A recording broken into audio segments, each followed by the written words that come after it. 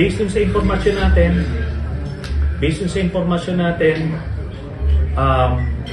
may mga na-identify na active senior PNP officials na involved dito pero wala pang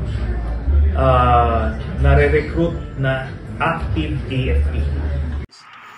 Dili man sa ingon nga namulitika tanong kay dili man ta kaliwat og politician, pero karon panahon na ba kung obserbaran ni maabi kay padung ng eleksyon kani si Trillanes, no, o Trillanes nigawas na sad, no, nang napatagad na sad.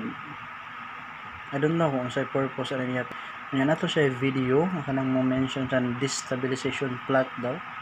I don't know kinsa gyud iyang source ani ba, nangutana lang ta kinsa iyang source nga naka-mention sa ana. Kay kung ako ani, no, kung ako siguro senador nya, member ko sa kuan kanang ani nga committee, ipatawag na ko ni botan una to ni kinsa iyang source ani nga nung mag-mention ingon ana.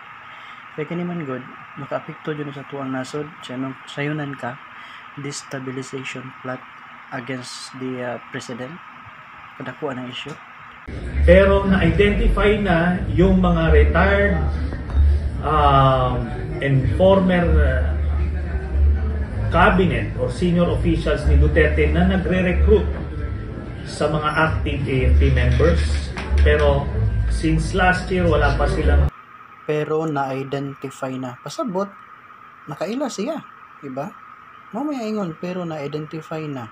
Nya wala ray bag-o nga active member. So kana pa lang, that alone dapat pangutan-on na sa Senado no nganong nakahibaw siya na do. Di naman siya senador karon, so naman ay power ang mga senador kay ipatawag na siya. Pasultiot